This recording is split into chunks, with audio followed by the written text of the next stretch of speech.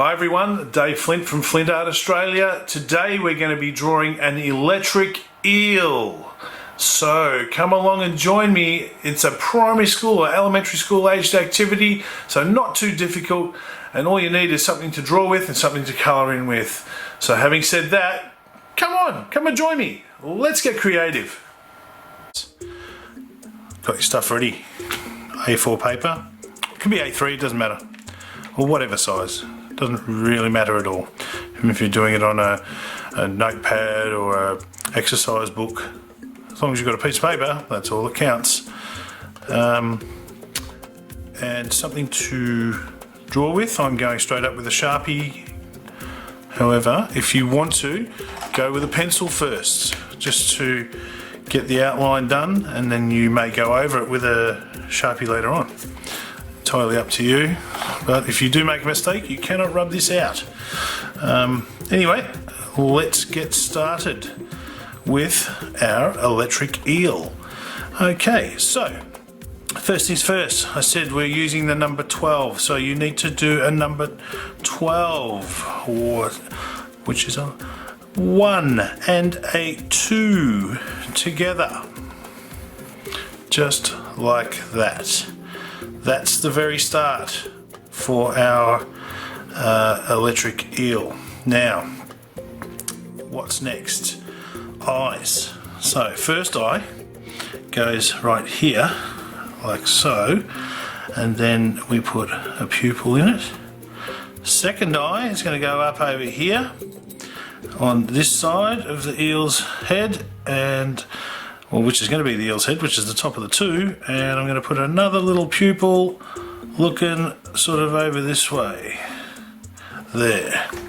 So it's looking sort of up that way. Next, I'm going to draw some teeth on my electric eel. Now, however you draw teeth however you like. You can do them as little curved bumps, or you can do little sharp ones. I might do some little sharp ones, I think. Like so, just like that. Okay, next for our electric eel, we are going to join up the eye with a couple of lines from the, it's actually a fin, or turns into a fin. So this joins up to the eye here. So that is going to join to there, and that is going to come up over here and join to the bottom of the eye there. Now I'm going to put some lines into that to make it look like a fin, and very simply just do this sort of thing. Makes it look like a fin. Okay, next what we need to do is draw a fin on the side. This will be the pectoral fin, that one being the dorsal fin of the eel. We're going to draw the pectoral fin now, and to do that, all we do is sort of come down off the corner of the 2 here with this curve and the bottom line joined for the 2. We're going to draw a curved line here like that, and then off that I'm going to draw sort of like a triangle shape, like so, and again, like we did here, a couple of lines to make that look like it's a fin. 3 lines in fact. Okay, next we need to start getting the body of the eel together here, and that's going to involve a couple of curves to join up to each other, like around about here. So look, you can make this eel as big as you like, as long as you like. So that's completely up to you, ladies and gents. So what I'm going to do, I'm going to try and take up most of my page here with the eel. I probably could have gone a little bit bigger with the number 12 to make my eel's head a bit bigger, but that's okay. You decide how big you're going to do the 12 when you do it. Now what we need to do here is I'm going to do some sort of curvy sort of line like that. Make my eel quite long, and then what I need to do now is do a curve down here for the bottom of the jaw of the eel, and finish up around here somewhere, and then do the rest of the body.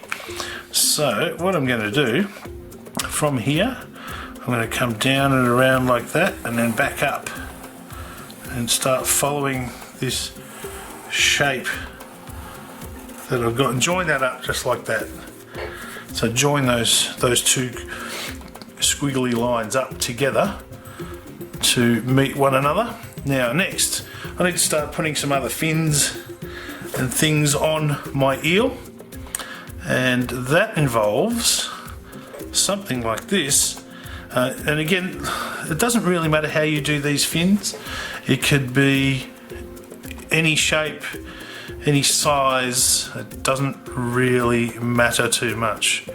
So what I'm going to do, I'm going to do a shape like this here, like that. Do another one underneath, like that. And then I'm going to do one for the tail. I'm going to do one that goes sort of around the bottom of the tail like that, something like that.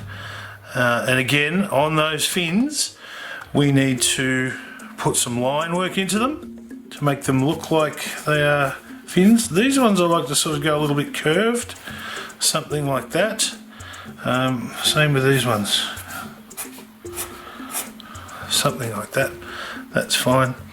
And also the tail. So the tail ones sort of change direction, so they follow the angle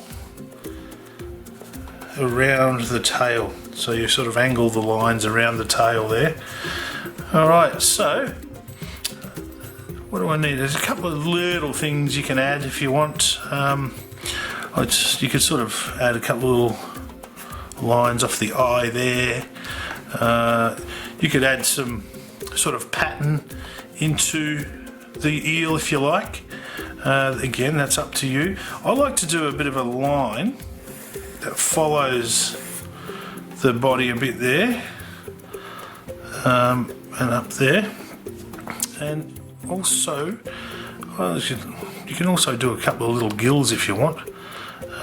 So I might do a couple of little gills here, just like so, just to give it the gill look. Obviously it's breathing water, or getting oxygen from water. So electric eel from a number 12, pretty cool.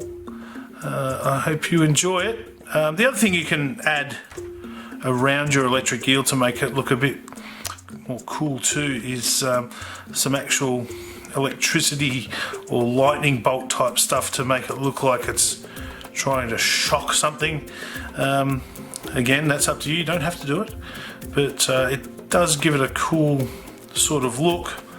And I think what I might do is do that in blue or something, or yellow or something like that, to give it a good effect. Now I'm going to do some colouring in, and I hope you enjoyed that activity, girls and boys. Another sea creature for you for this week, an electric eel. I will stop the video there and do my colouring. Bye for now.